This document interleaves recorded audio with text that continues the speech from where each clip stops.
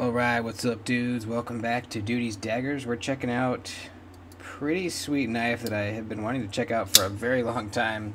The Spyderco Slysz Bowie. I think it's Slysz. Is it Slysz or Slysh? I don't know. It's the last name of the designer. The knife's name is called just the Bowie, the Spyderco Bowie. And this is a newer version. The classic versions were not colored titanium. This is a blue titanium scale. These were from Knife Joy. They did a new drop semi-recently. And this is one of them in M390. The originals were in, or no, is M390? Yeah. The originals were in CTS XHP, I believe. Just like the Swayback, for example, and some of the other Taichung Taiwan titanium frame lock Spydercos. There's this one, there's the Paisan, the Spidey Chef, which is not XHP, but same kind of family of knives, made in Taichung, Taiwan. So these are my three Taichung Spydercos, and we can put them all out here. The Swayback has been chopped, and a front flipper added to it, and the sharpening trail fixed, so that's a bit different. The unaltered Swayback is probably an inch longer. But there you go. It's right around the same size as the Chef. So let's take a look at this thing.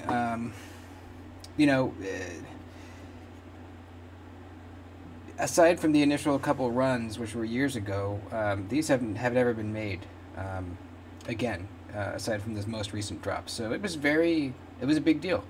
People were very, very excited for the Bowie to come back. They were very expensive, over $500, I believe, for this knife.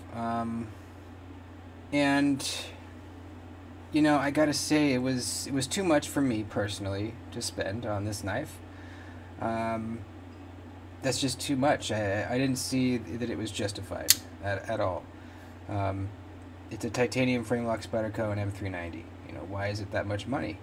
I still don't know the answer. This is a titanium frame lock Spyderco, and I think these are like $280 or something like that. So why the huge difference? I don't understand. The Swaybacks you can get for like $200 now, even like $180 sometimes. So what's going on here? Why is this one so much more? I don't know. If you know, let me know, because I would love to know. Taking price out of it, this is a pretty cool knife though. Let's just take a look at it. It's got contoured titanium scales, so these are rounded over. And you might say, well, there's the part of the price tag coming from. Well, yeah, the Slysz Bowie, or sorry, the Swayback has contoured scales as well. So no, that's not it. It's a frame lock. This is, I believe, an aftermarket clip. I don't think that's the original clip. It must be a wire clip that comes on it, because it has the wire clip sort of two prongs right in there. Same as the Swayback. Looks to be probably a wire clip that was on there. This I like though. I like this a lot. Probably from, looks like a Lynch clip sort of, but I'm not sure. The blue I kind of like. I probably prefer just plain titanium myself. This is a backspacer that looks like G10. That's not a titanium backspacer. That's G10 there. So another reason I'm not sure why it was so much money. Can't even put a titanium backspacer in there. Neither of these have backspacers. It's not even like the cool, nice, beautiful reflective stonewash like on the Swayback. It's just a regular belt satin. This is my favorite finish on any blade ever. This is absolutely stunningly beautiful. I just love it. This is just nothing special really. The blade shape is nice. Kind of a little bit of a clip point, not really. A little bit of straight, and then pretty drastic belly all the way up to the tip. Not really a dropped down tip either. Ergonomically feels really good. The handle kind of swells back at the butt here, kind of locking you this way, on the knife. Feels pretty good. There is a flat sort of spot here that you can choke up on. If you're slicing cardboard and it's getting caught in the sharpening trail, you could put your finger up here. It is possible, but it's not super comfortable. The sharpening trail, it has the classics, 90 degree plunge grinds like Spyderco does, so that's great. The sharpening choil could be a little deeper, but it is giving some separation there. I don't see a smile yet. Let's see, could you make that bigger? Yeah, you could. The stop pin hits right down in there, so you could make that sharpening choil bigger if you wanted. The grind doesn't feel especially thin. We'll take some measurements here. Let's check out the blade stock thickness, which is 139 thousandths. And then behind the edge, we're looking at 23 thousandths there, 23 thousandths there, and then up at the tip we go all the way up to 32 thousandths. Nothing special, you know. It'll cut well for sure, but it's not going to be an insane slicer. This is the factory edge. It feels nice and sharp. It's biting into my fingertips. The edge bevel is a little uneven. You can tell it gets a lot thicker kind of right in the belly here. So not super consistent. Let's see the other side. Little, not quite as bad, but still the same thing. You can tell it fattens up here in the belly.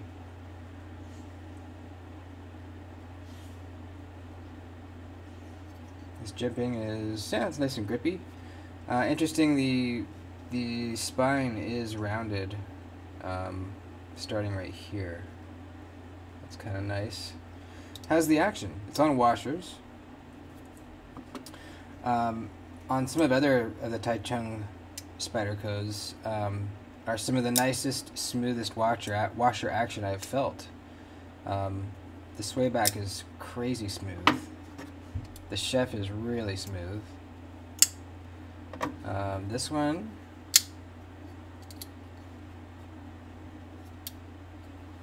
yeah, about the same. Doesn't feel quite as smooth as the sway back. It feels about as smooth as the chef. So it's, yeah, it's nice and smooth for sure. It's dropping down to my finger easily, that's for sure. Any blade play? A little bit. Let's see if we can tighten that out and see what happens to the action.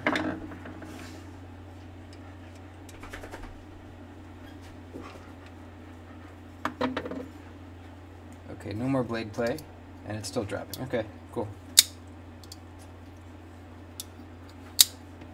Yeah, solid lockup. Deployment.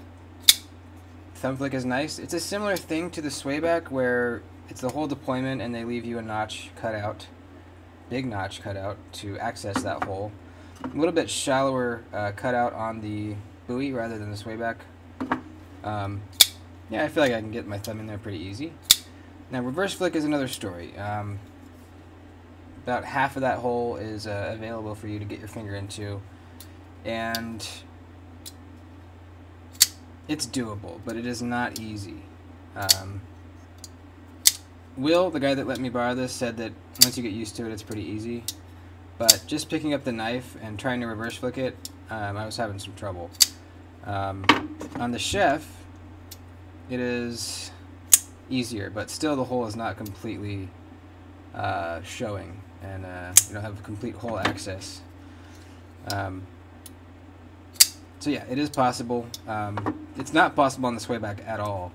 I even cut away some of the lock bar to try to make that better, but it didn't help a whole lot. You can see where this lock bar was before, and barely just the top of that hole it was exposed. So definitely better reverse flicker than the swayback is, but still not great, you know. And as you're trying to wedge your finger in there, you're actually putting pressure on that lock bar, trying to get your finger in there. So it kind of almost locks you out. The more that I play with it, you know, I can get it. I can definitely get it, but the thumb flick is way more reliable for me, at least right now. And the slow roll is nice, you know. Feels pretty smooth. I don't know why this costs so much. I'm not super impressed with it. You know, it's definitely cool. I like the design. It's really comfy in the hand. It's probably great to use, you know. it just doesn't blow me away. You know, definitely not to the tune of $500. It doesn't blow me away. Yeah, it just doesn't. You know.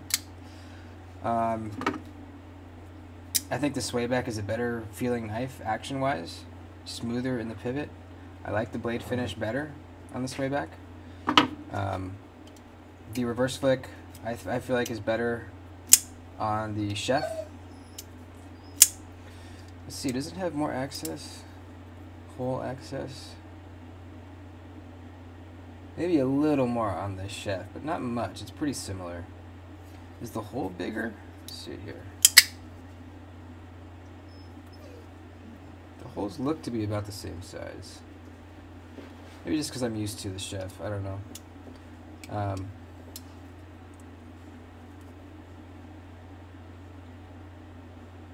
I don't know. What do you guys think? You know, are people paying up this much just because it's a classic? You know, it hasn't been around for a while. The older versions are highly coveted. Maybe that's why they're putting this price up so much. Also, I think the older, correct me if I'm wrong, the older Bowies had the reflective stonewash finish. I think they did. And then this new one, they just did a built satin. Correct me if I'm wrong on that, and I'm not 100%.